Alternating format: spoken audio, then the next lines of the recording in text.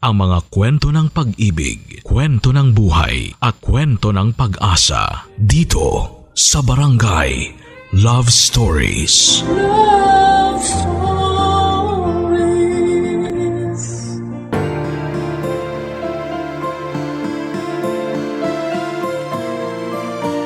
Sulit ang mga sakripisyo kung ginagawa natin ito para sa mga mahal natin sa buhay.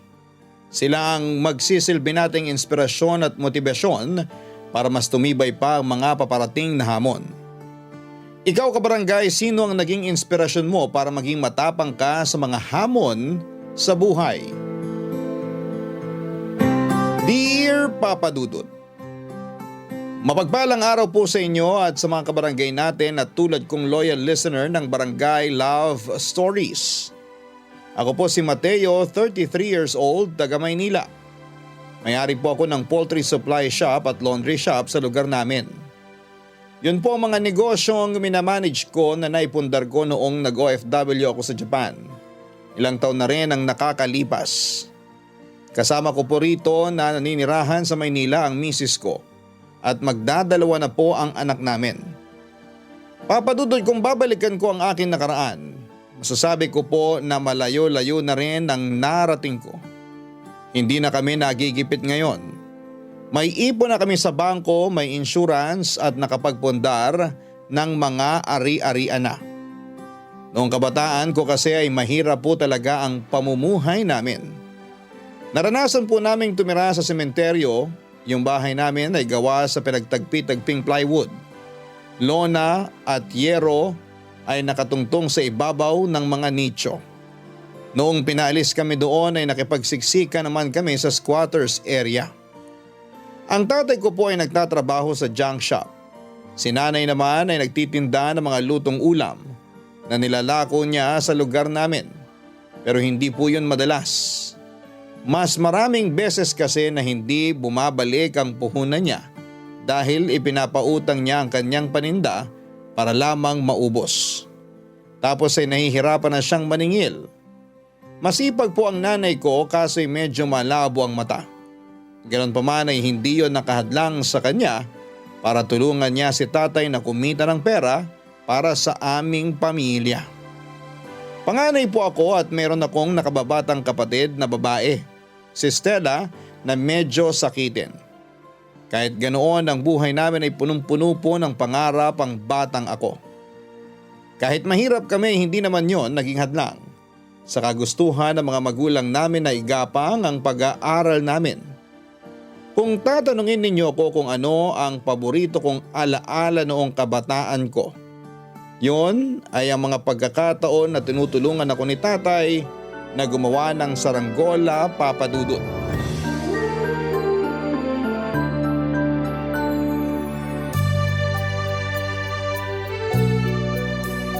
Tay, ano na nga po ulit yung gagawin dito sa mga patpat ng saranggola? Pagkabitin mo, gamitin mo yung sinulid para mapagdikit mo yung mga patpat. Teka, bakit bigla mo naman yatang naisipang gumawa ng saranggola? Wala lang po. Tagal ko na kasing hindi nagpapalipad ng saranggola. Namiss ko po ito eh. Namiss mo tapos hindi ka naman marunong gumawa. Kayo po kasi yung palaging gumagawa ng saranggola ko nung bata ko, Tay. Ako nga, pero di ba katabi kita habang ginagawa ko yon? Katabi niyo nga po ako, pero hindi ko naman masyadong tinatandaan kung paano. Dapat tinandaan mo. Paano kung wala na ako? Sino na lang ang gagawa ng saranggola mo kapag namiss mo magpalipad? Pwede ko naman pong pag-aralan kung paano gumawa, pero hindi kayo pwedeng mawala. Gusto ko kasi kasama ko pa rin kayo habang nagpapalipad ako nito. Tulad po nung bata pa ako, kayo po nagturo sa akin kung paano magpalipad ng saranggola. Tay, hindi ko po yun makakalimutan. Siyempre nung kaedad mo pa lang ako, pagpapalipad ng saranggola yung paborito kong libangan sa probinsya. Kaya nga kahit nakapikit, alam na alam ko kung paano gumawa niyan. Ang galing nyo nga po kasi matibay yung saranggolang gawa nyo. Yung bang kahit sumasayaw-sayaw sa hangin, hindi siya nagkakalas-kalas? Depende kasi yun sa pagkakatali mo, kung balanse yung magkabilang gilid at yung buntot. Lahat yun kailangan mo siguraduhin maayos. Kailangan pantay din para maging maganda at matayog yung lipad ng saranggola mo. Katulad po nito, Tay. Patingin nga. Oo, ganito nga. Galing mo ah. Marunong ka na. Hindi pa po natin masasabi hanggat hindi ko po nasusubukang paliparin. Bigla po akong nagdalawang isip kasi paano kung unang subok ko pa lang masira na agad? Paano kung hindi lumipad ng mataas? Kaya nga siguraduhin mong maayos yung pagkakagawa mo sa saranggola mo. Ngayon, kung hindi lumipad ng mataas, ibig sabihin nun, may kulang o may mali sa pagkakagawa mo. Pwede mo naman ayusin bago paliparin ulit. Akala ko po itatapon ko na lang kung ayaw lumipad. Bakit mo naman gagawin yun? Kasi hindi ko na po mapapakinabangan. Kumbaga, palpak yung pagkakagawa. May mga pagkakataon talaga na hindi natin maiiwasang pumalpak sa mga ginagawa natin. Pero di ibig sabihin nun, susukuan na natin kaagad yun. Kasi pwede naman tayong matuto mula sa mga pagkakamali. Pwede natin yun itama. Tandaan mo nak, nagbubukas ng panibagong oportunidad yung mga problema natin para mas matuto tayong lumaban sa buhay. Kaya hindi mo kailangang itapon yung saranggola na pinaghirapan mong gawin dahil lang hindi ito lumilipad ng maayos. Suriin mong mabuti kung bakit hindi maayos ang lipad, saka mo ayusin. Grabe tay, ang lalim nun ah. Di ko tuloy alam kung saranggola pa yung tinutukoy nyo. Anong ibig mo sabihin? Kasi yung mga sinabi nyo po, may kinalaman na rin sa buhay. Kumbaga, hindi ko dapat sukuan yung mga pangarap ko porque nahihirapan akong abutin yun. Tama naman yun. Huwag kang susuko hanggat hindi mo pa ginagawa lahat ng makakaya mo. Magkaroon ka ng maraming plano, hindi lang isa, hindi lang dalawa, kundi marami. Pero kung hindi pa rin ako nagtagumpay na matupad yung mga pangarap ko kahit marami na akong plano, paano po ako makakapag-move on, tay? Hindi naman humihinto ang buhay kapag hindi natin nakuha yung isa o dalawang bagay na gusto natin. Kapag nabigo kang makamit yung mga pangarap mo sa paraang alam mo, baguhin mo yung mga plano, hindi yung pangarap mo.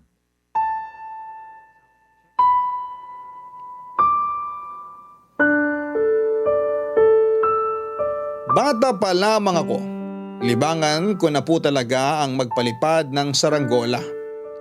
Pero hindi po ako marunong gumawa ng kasing pulido at kasing ganda ng tatay ko, Papa Dudut. At kahit tumanda na ako ay mas gusto ko pa rin yung gawa ni tatay. Para kasi sa akin ay mas matibay yung saranggola kapag siya ang bumuo. Yun bang hindi madaling matatangay at masisira ng hangin gaano man yun kalakas. Mataas at matayog din kasi ang lipad ng mga gawa niya. Pero ang totoo, napakalaki ng respeto at paghanga ko sa tatay ko. Hindi lang dahil sa paggawa ng saranggola. Kahit na literal na marumi ang trabaho niya sa junk shop ay hindi ko po yun kinakahiya. Kumikita siya ng malinis at marangal na paraan. Sa mga narinig ko noon ay palaging sinasabi sa akin ng tatay ko na taasan ko ang pangarap ko sa buhay. Kung pwedeng higitan ko pa raw ang lipad ng saranggola ay gawin ko. Tinandaan ko po ang mga sinabi niyang yan at naging motibasyon ng mga yon para magsikap sa pag-aaral. Kaya nga kahit salat kami sa material na bagay tulad ng maayos na gamit at damit pang eskwela ay hindi yon naging balakid para araw-araw pa rin akong pumasok. Kahit na madalas ay kumakalamang sikmura ko sa gutom at pagod ang katawan dahil sa mahabang lakaran, hindi ko po yun ininda dahil may pangarap akong gustong matupad kapag nakapagtapos ako ng pag-aaral. Bilang panganay ay gusto ko pong maiahon sa kahirapan ng pamilya namin at tulungan ng mga magulang ko. Kaya lang minsan ay napapatanong po ako sa Diyos kung totoong nakikinig siya sa mga dasal ko bago matulog. Lagi ko po kasing ipinagdarasal na tulungan niya kaming makaraos sa araw-araw naming pamumuhay. Pero pakiramdam ko noon ay hindi naman nakakarating sa langit ang mga panalangin ko. At napatunayan ko po yun noong masunugan kami. Nabo lahat ng mga gamit namin at ang tanging na isalba ko lamang ay yung bag ko na naglalaman ng mga gamit na pang-eskwela at uniforming suot ko noong mangyari ang sunog. Nagpasalamat na lamang ako sa may kapal dahil ligtas ang nanay at kapatid ko. Si tatay naman ay nasa junk shop ng mga oras na yon. Dahil sa nangyari, tumira po kami sa evacuation center ng ilang buwan, Papa Dudut.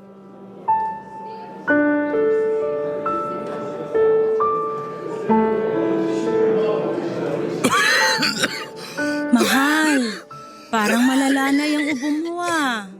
Inom ka muna ng tubig. Salamat, mahal.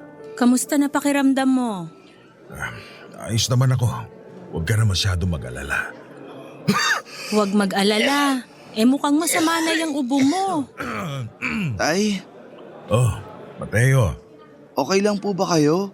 Oh, ayos lang ako. Pasensya ka na kung nagising ka sa pag-ubo ko, ha? Hindi niyo naman po ako nagising. Hindi lang po talaga ako makatulog. Ako rin po. Oh, Stella. Pati ikaw gising pa rin? Hindi po ako makatulog sa init, Nay. Kahit nagpapaypay na ako, wala pa rin. Ganun talaga, anak. Dami kasi natin dito sa evacuation center. Kaya mainit. Nay, hanggang kailan po ba tayo rito? Yan ang di ko masabi, nak. Wala pa kasing plano yung munisipyo kung saan tayo lilipat. Hindi na po ba tayo pwedeng bumalik sa lugar natin noon? Hindi na. Bawal na kasi magtayo ng bahay sa lugar na yon, nak. Kaya baka ilipat na tayo pero di pa din namin alam kung saan. Ang ikinatatakot ko lang, baka malayo yung paglipatan sa atin. Kapag nangyari yun, lalayo na ang trabaho ko at baka kailanganin na rin lumipat ang eskwelahan ng kuya mo. Maliban na lang kung kakayanin niyang bumiyahe. Ngayon pa lang naiisip ko na yung pagod nyo sa biyahe, Tay. Kaya nga wag naman sana tayong ilipat sa malayong lugar kasi nandito yung trabaho ng tatay nyo. Pero wala naman po tayong magagawa kasi wala tayong sariling lupa rito. Lalo na ngayon na pati mga gamit natin na abo. Walang-wala na po talaga tayo. Ang importante, ligtas tayong lahat. Aanin natin yung maraming gamit kung may isa o dalawa naman sa atin yung napahamak. Saka naniniwala naman ako na makakaraos tayo. Na hindi pa rin tayo pababayaan ng Diyos kahit na mahirap yung sitwasyong pinagdaraanan natin mga anak. Naniniwala kami ng nanay nyo na magiging maayos din ang lahat. Lilipas din ang problemang ito. Hindi tayo magiging malungkot habang buhay. Tama ang tatay nyo. Saka nakontak ko na rin yung iba nating kamag-anak sa probinsya. Nakakahiya man pero kinapalan ko na lang yung mukha ko na humingi ng tulong sa kanila. Mahirap din kasi buhay nila doon. Pero sabi ng kapatid ko, yung tito nyo na kasunuran ko, magpapadala raw ng konting tulong para sa atin. Ay, salamat sa Diyos. Nay, gusto ko na pong umuwi. Ayoko na po rito sa evacuation center. Makakauwi rin tayo, nak. Magtiyaga na lang muna tayo rito. Ang mahalaga, meron tayong nasisilungan. Hindi tayo naaarawan o naaambunan. Tama si nanay. Konting tiis lang at sakripisyo. Hindi na rin naman bago sa atin to, di ba? Sa bagay, tagal na rin nating nagtitiis at nagsasakripisyo, kuya. Kapag nakapagtapos ako ng pag-aaral at nakapagtrabaho, mag-iipon ako ng pera para makabili tayo ng bahay. Di na tayo magpapalipat-lipat. Talaga? Promise mo yan, ah? Oo naman. Basta promise mo rin na aalagaan mo sarili mo para hindi ka lagi nagkakasakit at nauospital. Tama ang kuya mo, nak. Inaalagaan ko naman po sarili ko. Saka si tatay kaya yung may sakit dito, inuubo siya kanina. Di ba, tay? Tay, mukhang iba na yan ah. Wala ito, anak. Abot mo nga sa tatay mo yung tubig sa gilid niya, Mateo. Opo, Nay. Inom po muna kayo ng tubig, Tay. Salamat, anak. Ay, magpahinga na nga tayo. Pilitin nating makatulog kahit mainit dito at maingay.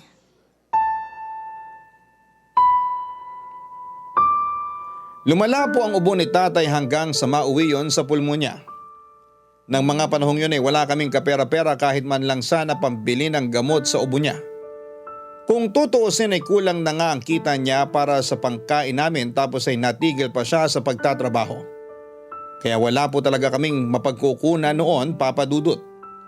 Hindi nagtagal ay na-relocate po kami sa Rizal pero hindi naging madali ang buhay namin doon dahil bago pa kami sa lugar na yon. Malayo rin yung pinagtatrabahuhan ni tatay sa Maynila kaya nagstay in na lamang siya sa junk shop para makatipid sa pamasahe. Akala namin ay tuluyan nang gumaling si tatay nung sinabi niya sa amin na wala na raw siyang ubo. Naniwala ako roon. Nakikita ko naman kasi na malakas na si tatay kaya hindi ko iniisip na may iniinda siyang karamdaman. Sa huli hindi pala talaga siya gumaling. Sinekreto niya yon sa amin hanggang sa lumala ang sakit niya at nagkaroon na ng komplikasyon. Ang kwento sa akin ng mga kasamahan niya sa junk shop ay inapoy daw ng lagnat si tatay isang gabi at mukhang malala na rin ang ubo. Kinabukasan ay hindi na raw siya nakabangon sa higaan niya. Sinubukan pa nilang dalhin sa malapit na ospital ang tatay ko pero doon na rin po siya binawian ng buhay, Papa Dudut. Barangay Love Stories. Barangay Love Stories. Masakit po ang mamatayan ng taong mahalaga sa iyo, lalo na kung magulang mo. Sanggang dikit kasi kami ng tatay ko, Papa Dudut. Mas close pa ako sa kanya kesa kay nanay pero parehong mabait at mapagmahal ang mga magulang namin. Kaya malaking dagok po talaga sa akin ang pagkawala niya. Bukod pa roon ay lalong naghirap ang pamilya namin dahil wala nang sumusuporta sa amin. Kumbaga sa upuan ay parang napilay kami ng husto sa biglang pagpanaw ng tatay ko. Pero sa kabila ng lahat ay nanatiling matatag si nanay para sa amin ni Stella. Masasabi ko na isa sa mga pinakamatapang na babae ang nanay ko, Papa Dudut. Hindi kasi siya nagpadaig sa hirap at kalungkutan noong nawala si tatay. Kinargo niya ang buong puso ang pagiging padre di pamilya at ilaw ng tahanan para sa amin ang kapatid kong si Stella. Nasa kolehiyo na po ako ng mga panahong yon at kahit gustuhin kong tumigil para makatulong sa pagtatrabaho, sinabi sa akin ng nanay ko na ipagpatuloy ko lamang ang pag-aaral ko hanggang sa makatapos ako. Habang siya naman po ay tumanggap ng mga labada. Sumasideline ang pagtitinda ng tinapa at sa gabi ay nagtitinda siya ng balot at penoy. Madalas ay umi-extra rin siya bilang dishwasher at serbidora sa mga kantin sa lugar namin at kung ano-ano pang pwedeng pagkakitaan na marangal. Nasuportahan po ni nanay ang pagkain namin at iba pang mga bayarin dahil sa kasipagan niya. Masinop din siya sa pera at kahit maliit ang kinikita niya, meron pa rin siyang naitatabi. Lagi niyang sinasabi sa akin na wala sa liit o laki ng kinikita ang kakayahang mag-ipon. Kaya bilib po ako sa nanay ko, Papa Dudut. Ang kaso'y nagagamit din niya yung perang iniipon niya tuwing nagkakasakit ang kapatid ko. Mahina po kasi ang resistensya ni Stella at madali siyang dapuan ng ubo at ng sipon. Bukod pa roon ay may sakit din siya sa puso na dahilan kung bakit hindi siya pwedeng mapagod ng husto. Hindi na rin po nakapagtapos ng pag-aaral si Stella, Papa Dudut. Tumigil siya noong kalagitnaan ng pangalawang taon niya sa high school dahil na-ospital siya matapos kapusin ng hininga sa oras ng kanilang klase. Buhay pa si tatay noon at takot na takot siya. Kaya nag-decide sila ni nanay na pahintuin na lamang sa pag-aaral si Stella. Naging katulong na lamang siya ng nanay namin sa paghahanda ng mga paninda. Pero si nanay na lang po ang naglalako ng mga yon. Pero sa hindi inaasahang pagkakataon habang naglalakad si nanay at nagtitinda ng tinapay, aksidente siyang nahulog sa nakabukas na kanal sa kalsada. Dahilan para maitukod niya ang kanyang tuhod at mamagayon ng mga sumunod na araw.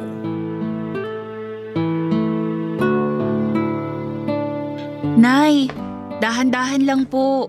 Nagdadahan-dahan naman ako, nak. Bagal nga nating maglakad eh. Pag binilisan niyo po, mas lalong sasakit yung tuhod niyo. Nandito na po ako.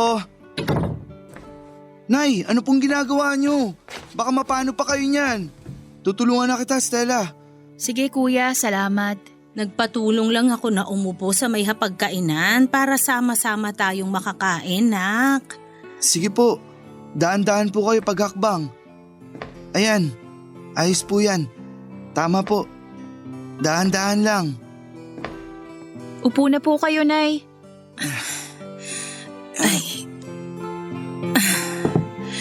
Ay, salamat mga anak. Alam mo ba, kuya? Kanina pa ako kinukulit ni nanay.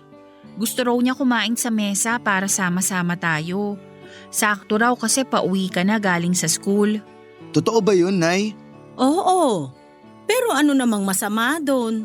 Wala naman pong masama doon, Nay. Nag-alala lang kami kasi baka lalong sumakit yung tuhod niyo. Hindi pa nga po yan magaling eh. Gagaling din naman to. Saka mas masakit kapag lagi na lang akong nakahiga dun sa papag.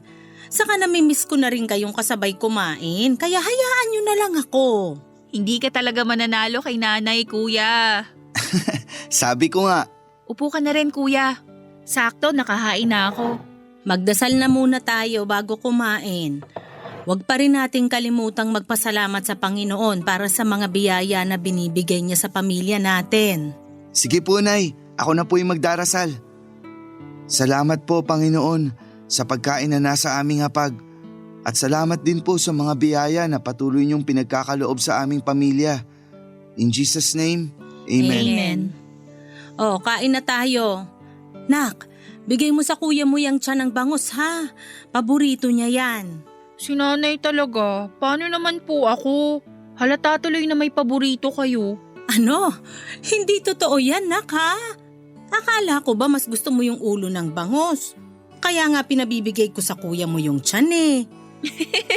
Biro lang, Nay. Siyempre, mas masarap pa rin yung ulo para sa akin. O kuya, kunin mo na yung tiyan. Maraming tabayan. Akin na. Grabe, ang sarap talaga. Siyempre, alam kong paborito mo yan. Kaya yan ang pinaluto ko sa kapatid mo. Talaga po? Si Stella ang nagluto nito? Oo, marunong na siya. Naks naman. Siyempre, bukod sa paksiw na bangus, marunong na rin ako magluto ng mga sinigang, baboy, isda at hipon, basta lahat ng pwedeng isigang. Tapos perfect ko na rin yung tinola ni nanay na maraming sayote. Kaya ko na ring iluto yung isa mo pang paborito, kuya, yung laing. Ikaw talaga, pinaalala mo pa. Parang gusto ko tuloy kumain ng laing. Hayaan mo. Sa susunod, yun naman ang uulamin natin.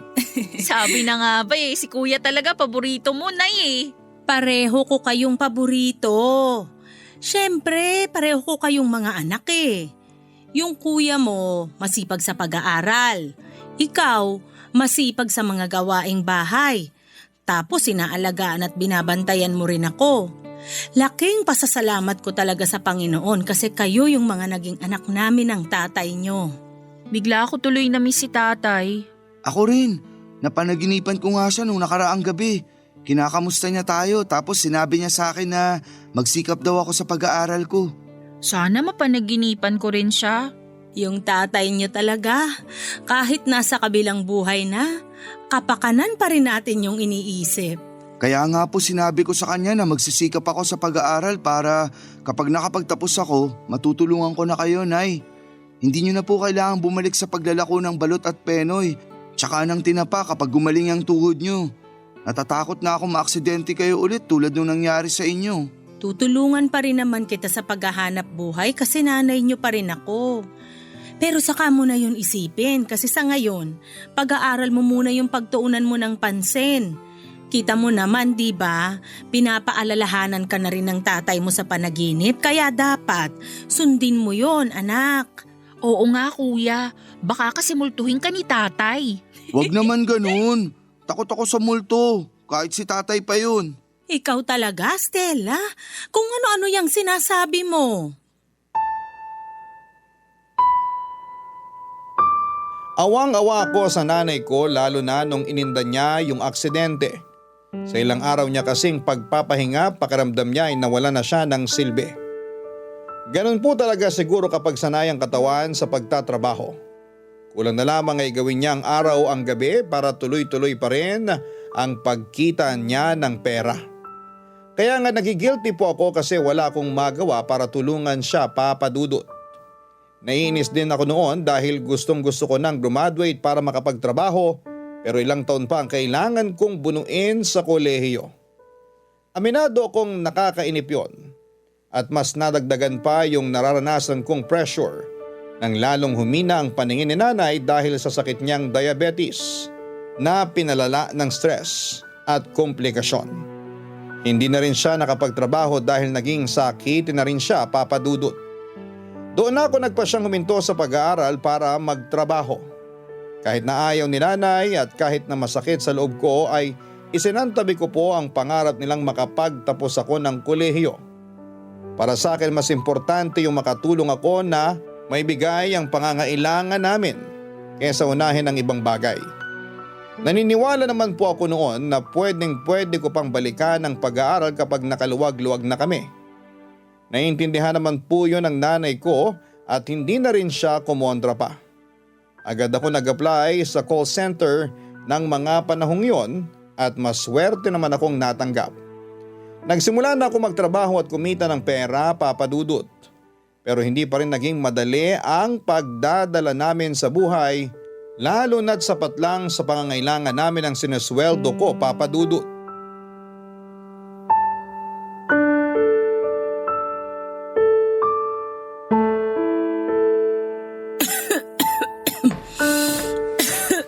Nay, ito na po yung tubig. Salamat, nak. Pinagtimpla ko na rin po kayo ng salabat para sa lalamunan nyo.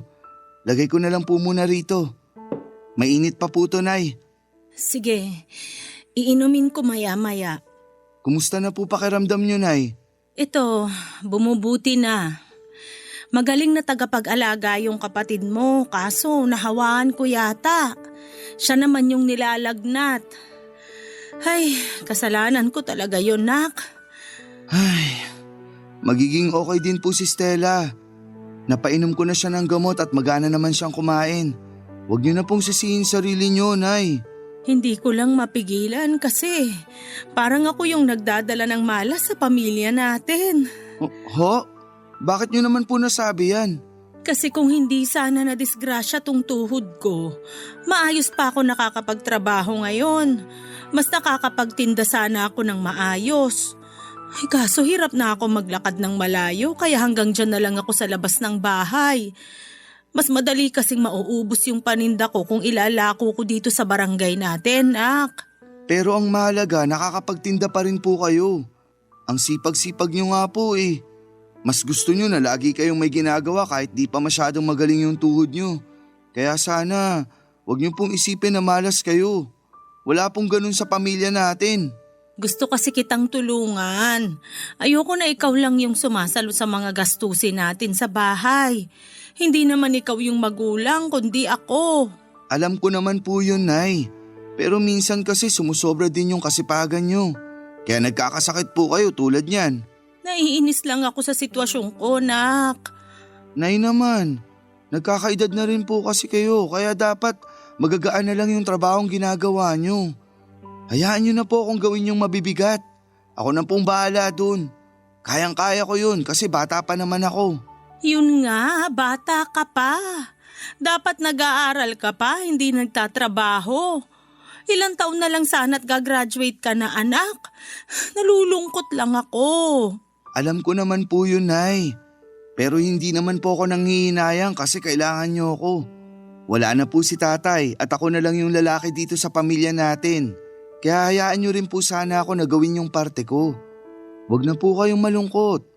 Wala naman po akong pinagsisisihan sa ginawa ko. Napakaswerte talaga namin sa inyo, anak.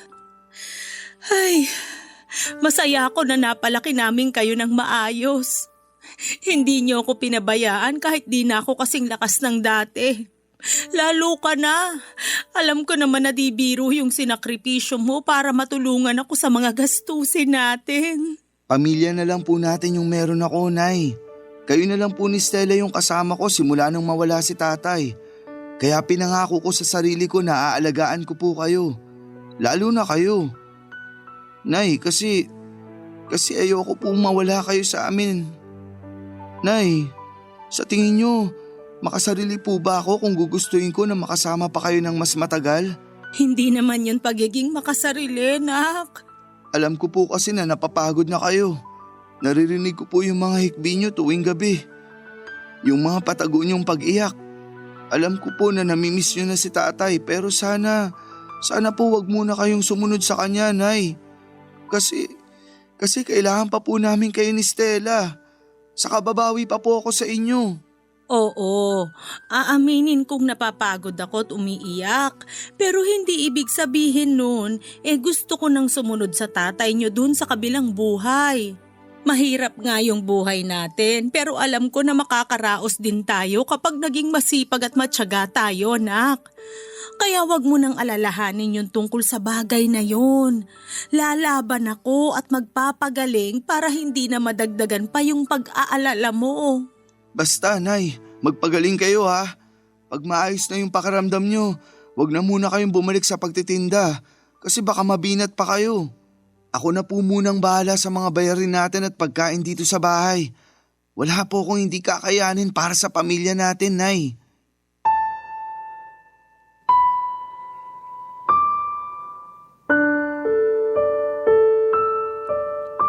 Mahal na mahal ko po ang pamilya ko at wala akong hindi kayang gawin para sa kanila, Papa Dudut.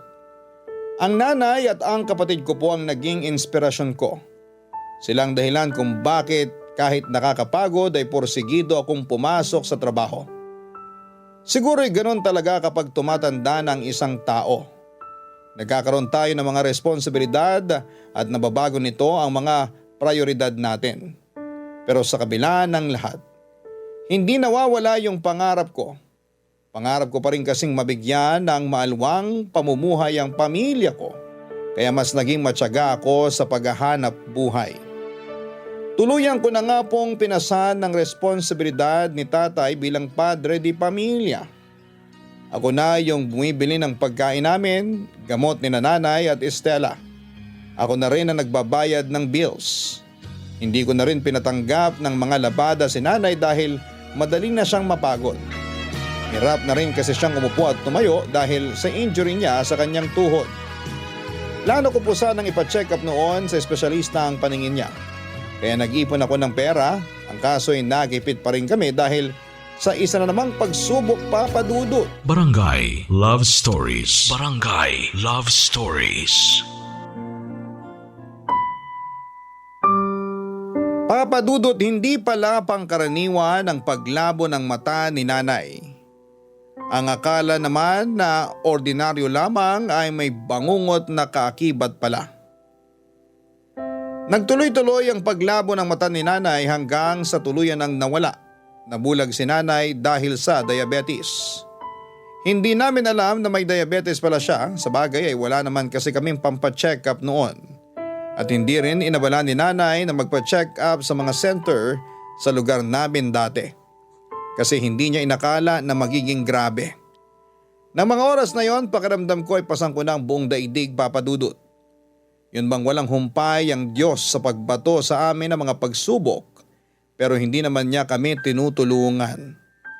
Kapag may pagkakataon na nagiging vocal ako sa pagreklamo ko ay sinasaway ako ni nanay. Lagi niyang sinasabi na nakikinig ang Diyos sa mga panalangin namin at hindi totoo na pinapabayaan niya kami. Kung totoo raw kasi yon, wala sana kaming bubong na masisilungan at wala rin kaming sapat na pagkain sa hapagkainan. Maswerte pa rin daw kami dahil hindi kami nagugutom tulad noong maliit pa kami. Masyado lang daw po akong emosyonal. Minsan dahil sa mga nangyayari sa amin, kaya nakakalimutan ko na noon yung mga magaganda at mabubuting bagay na ginagawa ng Panginoon para sa pamilya namin. Doon ko nga na-realize na may punto rin naman si nanay, Papa Dudut. Kaya nga kahit papano ay nahawa ako sa pagiging optimistic ng nanay ko. Sa katunayan ay hindi niya masyadong dinamdam ang pagkabulag niya. Sa tulong ng kapatid ko ay nakagagawa pa rin ng mga gawaing bahay si nanay tulad ng paglalaba at pagtutupi ng mga damit. Sa pagluluto naman ay binibigyan niya ng instruction si Stella tapos siya yung tagatikim. Maswerte ako, Papa Dudut, na meron akong nanay na katulad ng nanay ko. Sila ni Stella ang inspirasyon ko kung bakit nagsisikap ako sa pagtatrabaho kahit na mahirap ang buhay, Papa Dudut.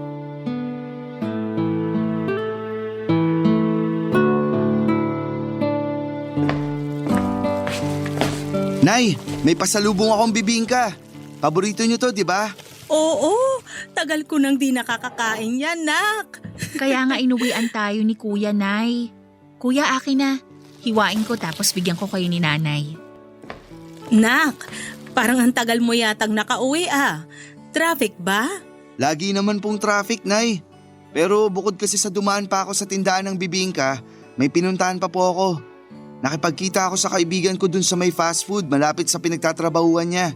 May mahalaga kaming pinag-usapan. Talaga? Gaano ba kahalaga yun, Nak? Pwede ko bang malaman? Mahalaga po at ipapaalam ko naman po talaga sa inyo yun, Nay. Ito na yung bibingka nyo. Kuya, pasuyo kay nanay. Tapos ito yung sayo. Salamat. Nay, ito po yung inyo. Ito po, pinagtuso ko na kayo ng bibingka. Kainin nyo na po. Masarap po ba? Masarap nga. Nakakatuwa yung lasa. Ang tagal ko na kasing hindi nakakakain nito. Ay, salamat dito, Nak, ha? Walang anuman po. Stella, halika rito. Dito ka sa tabi ni nanay kasi may sasabihin ako. Ano ba yung sasabihin mo, kuya? Tungkol dun sa pinag-usapan namin ng kaibigan ko.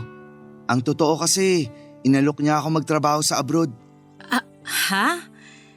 Ibig sabihin, iiwanan mo na kami ng kapatid mo? Hindi pa naman po ngayon.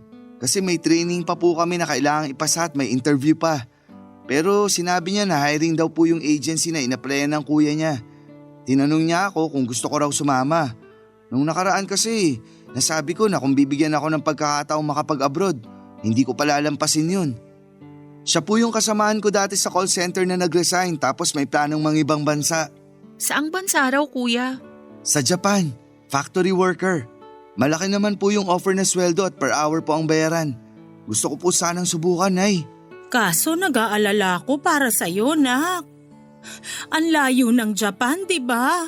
Opo, pero malaki na ako. Kaya ko na po sarili ko, Nay. Sa akin, ayos lang naman. Ako nang bahalang mag-asikaso kay nanay habang nasa abroad ka, kuya. Salamat, Stella. Alam ko hindi magiging madali yun pero pangako, babawi ako sa'yo kapag sumweldo na ako dun. Mabibilan na kita ng laptop at makakapagpakabit na tayo ng internet. Para naman maituloy mo na rin yung plano mong pagkuha ng kurso online. Huwag mo munang alalahanin yon, kuya. Ang mahalaga, safe kang makarating doon. Mag-ipon ka muna bago mo ko isipin. O mas maganda, unahin natin yung mga pangangailangan ni nanay. Kasama na yun sa mga plano ko kaya gusto kong umalis ng Pilipinas. Kaya Nay, pumayag na po kayo. May kontrata naman po yun. 2 taon na yung pinakamatagal unless mag-extend ako. Wala naman akong magagawa kung gusto mong umalis, Nak. Hindi naman kita mapipigilan. Pero ang akin lang naman, mag-iingat ka doon. Tandaan mo, malayo kami sa'yo ng kapatid mo. Tatandaan ko po yun.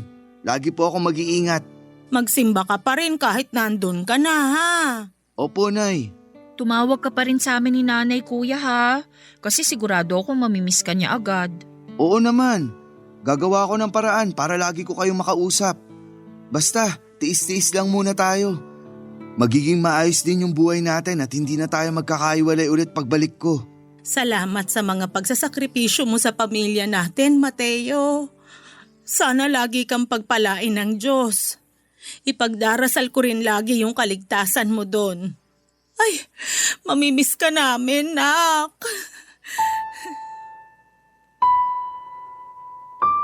Alam ko po na hindi ko matutupad ng mabilis ang pangarap ko kung sa sweldo ko lang sa pagiging call center agent iaasa ang lahat, Papa Dudut.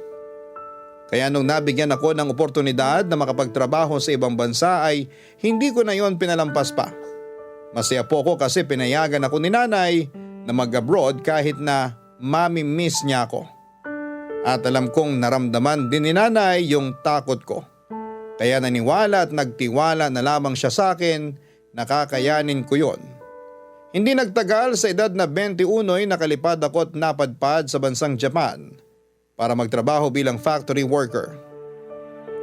Nagsipag po ako sa pagtatrabaho, Papa Dudut, hanggang sa makaipon ng sapat na perang pampagamot ni nanay. Hindi na po naibalik yung paningin niya pero tinutukan na lang namin yung diabetes niya para hindi na lumala pa. Si Stella na po ang nagsilbi niyang mga paa at kamay Sa kabilang banda ay masaya rin po ako dahil unti-unti ko na rin naibibigay noon hindi lang yung mga pangangailangan nila kundi pati na rin yung mga gusto ng nanay at ng kapatid ko. Pero marami po akong pangarap na gustong matupad. At isa na doon yung makabili ng bahay na masasabing sa amin na talaga bago ako umuwi ng Pilipinas. Kaya nga yung plano ko na 2 taon doon ay nadagdagan pa ng 5 taon. Aminado ako na sinubsob ang sarili ko sa paghahanap buhay at may mga pagkakataon na sobrang busy ko ay hindi ko na sila nakukumusta.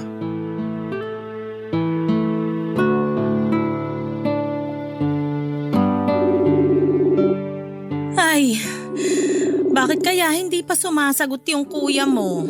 Nagsabi po ako sa kanya na magvi-video call tayo. Oh, ayan na si kuya! Hello kuya! Nay, Stella! Bakit naman ang tagal mo yatang sagutin, nak? Miss na kita eh. Oo nga kuya, nung nakaraan ka pa gustong maka-video call ni nanay eh. Pasensya na kayo. Sobrang busy ko talaga ngayon dito. Hindi na nga ako makahawak ng cellphone eh.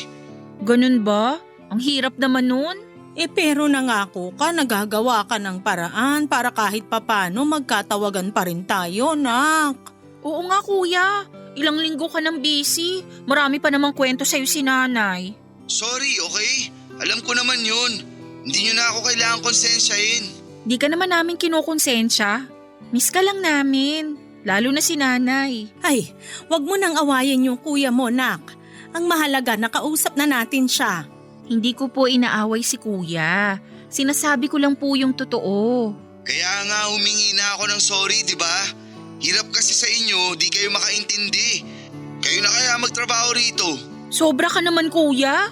Ikaw kasi, makapagsalita ka dyan parang di mo alam na ang dami kong ginagawa rito. Ano bang masama sa sinabi ko? Ay, tumigil na nga kayong magkapatid. Stella, wag mo na ngang sagot-sagutin yung kuya mo. Siya naman yung nauna na eh. Kahit na. Ay, Mateo, pasensya ka na sa amin ng kapatid mo ha. Nakaabala pa kami sa'yo dyan. Ay, hindi naman po sa ganun. Wala naman po akong sinabi na nakakaabala kayo, Nay. Pasensya ka na uli, nak. Pero mo ba planong magbakasyon dito sa atin? Gusto ka na kasi naming makita at makasama. Hindi ko pa po talaga masasabi, Nay. Yung plano kong umuwi dyan sa susunod na buwan, baka di matuloy. Sayang naman, nak. Ganun ka na ba talaga ka-busy dyan sa Japan? Nay, nag-iipon po ako, di ba? Ayoko munang umuwi dyan sa atin kasi baka mapagastos lang ako. Hindi mo naman kailangan maglabas ng malaking pera kuya. Gusto ka lang namin makasama ni nanay. Mahal yung ticket pa uwi. Sayang naman yung magagastos ko dun. Saka anong hindi ko kailangan maglabas ng malaking pera? Yung mga kamag-anak natin na di naman natin naramdaman nung walang-wala tayo. Siguradong pupunta mga yon pag nalamang umuwi ako. Parang mga kabuting bigla na lang magsusulputan. Alibasa, alam nila na kahit papano nakakaluwag-luwag na tayo. Wag mo naman silang husgahan agad, nak. Kung pupunta man sila rito, yun para makita ka at hindi para humingi sa'yo ng pera. Basta, yun na rin yun, Nay. Noong nakaraang buwan, nag-chat sa akin si tita. Nangungutang ng pera. Pinautang ko na yun nung nakaraan. Hindi naman nakaalang magbayad tapos ngayon manghihiram na naman. Ano ba naman yun? Ginagawa naman yata nila akong bangko. Kakausapin ko na lang yung tita mong yon. Hirap kasi sa kanila porke nagtatrabaho sa ibang bansa. Akala nila marami ng pera. Kung sila kaya magtrabaho rito para maranasan nila yung hirap. Tapos malayo pa sa pamilya. Pagpasensyahan mo na lang sila kasi ikaw naman yung higit na nakaaangat. Kung wala kang may papahiram, huwag kang magpahiram. Hindi ka naman na nila kukulitin. Tama si nanay kuya. Huwag mo na lang pansinin yung iba nating kamag-anak. Ay, pasensya na kung ganito ako magsalita. Pagod lang talaga ako. Dami namin ginawa sa factory kanina. Tapos naghigpit pa yung management. Kaya ang daming bagong rules and regulations. Nakakapagod na rito, Nay. Pero ayoko namang umuwi dyan sa atin. Napakababa ng pasweldo dyan, lalo na sa mga hindi nakapagtapos ng college. Kaya nga mas pinili ko na lang na dito sa Japan makipagsapalaran eh. Kaya nga bilib ako sa'yo kasi kinakaya mo yung buhay dyan, nak. Lagi ka mag-iingat ha. At sana makauwi ka na rin dito sa atin sa lalong madaling panahon para naman mayakap na kita. Opo, Nay. Gusto ko na rin po kayo mayakap ni Stella. O siya, sige na. Ibababa na namin tong tawag para makapagpahinga ka na. Okay, Nay. Love you po. Love you rin, nak. I love you, kuya. Ingat ka dyan. I love you rin. Ingat din kayo ni Nanay dyan, ha?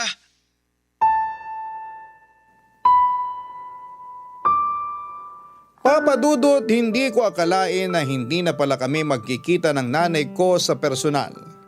Kasi noong 2020 pumutok ang balita tungkol sa COVID-19 at nagkaroon ng lockdown. Naghigpit po ang mga paliparan at mas lalo akong hindi nakauwi sa Pilipinas para magbakasyon kasama sina Nanay at Estela. At ang masakit pa ay ilang buwan matapos lumala yung kaso ng COVID cases sa bansa natin ay isa sa mga dinapuan ng virus ang nanay ko. Na-ospital siya at doon na rin binawian ng buhay. Nagkaroon din po ng COVID si Stella pero mabuti na lamang at kinaya niya ang sakit. Ilang buwan pa ang nagdaan, taong 2021 ay nakauwi na rin ako ng Pilipinas. Pero imbes na maging masaya, ang pagkikita namin ng kapatid ko ay nauwi yon sa iyakan. Mas lalo pong nadagdagan yung bigat sa dibdib ko nung dinalaw na namin yung puntod ni Nanay. Hindi na po natigil yung pag-iyak ko at paghingi ng tawad sa kanya dahil sa kabiguan kong makauwi noong nabubuhay pa siya. Ang laki po ng pagsisisi ko dahil pinagpalit ko ang pamilya ko sa ambisyon ko. Dahil sa pagiging abala ko sa trabaho. Hindi ko na nasulit yung mga sandali, Papa Dudut, na sana ay nailang ko pa sa kanila. Kaya naman bumawi ako ng husto kay Stella noong umuwi ako rito sa Pilipinas. Sinabi ko sa kanya na hindi na ako mag-a-abroad para hindi na kami magkahiwalay. Siya na lamang kasi yung pamilyang meron ako at hindi ko nakakayanin kung pati siya ay mawawala pa sa akin. Pero mapaglaro po ang tadhana, may ibang plano po yata ang Diyos sa akin.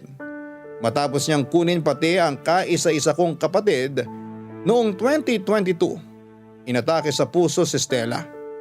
Bago pa man mangyari yon, minomonitor na namin ang kalusugan niya dahil sa sakit niya. Regular din naman ang check-up niya pero hindi ko akalain na yun pa rin pala ang kikitil sa buhay niya at magiging rason para tuluyan na akong maulila. Ang sakit-sakit mawala ng mga mahal sa buhay, Papa Dudut. At minsan ko na rin hiniling sa Diyos na sana'y kunin na rin niya ako. Wala na kasing saysay ang buhay ko kung wala na rin yung mga tao na inspirasyon ko. Pero hindi ko po yata talaga oras, Papa Dudut. Sa kabila kasi ng mga pangit na mga nangyari, may dumating pa rin naman noon sa akin para magbigay ng pag-asa. Nakita ko yon nang makilala ko ang naging asawa ko 3 buwan matapos mawala ni Stella. Bali nagkakilala kami sa isang charity event kung saan ako naimbitahan ng isang kakilala. Marami pong tinuro at ipinarealize sa akin ng misis ko. Isa na nga doon yung pagmamahal sa buhay na meron tayo sa kabila ng mga pagsubok at matinding kalungkutan. Laging sinasabi sa akin ng mga magulang ko noong nabubuhay pa sila na lilipas din ang bagyo. Nasisikat din ang araw. Hindi tayo magiging malungkot habang buhay. At yun po ang mga katagang itinanim ko sa puso ko. Hanggang dito na lamang po ang kwento ko at maraming salamat po, Papa Dudut, sakaling mapili po ninyong i-air ang istorya ng buhay ko. Malaking bagay po ito sa akin na maibahagi ito sa ating mga kabarangay. Sana kahit paano ay na-inspire ko po kayo sa aking kwento. God bless po sa Barangay Love Stories and more power po sa Barangay LS 97.1. Ang inyong forever kapuso at kabarangay, Mateo. Nagustuhan ng iyong napakinggan? Ituloy yan via live stream sa www.gmanetwork.com/radio.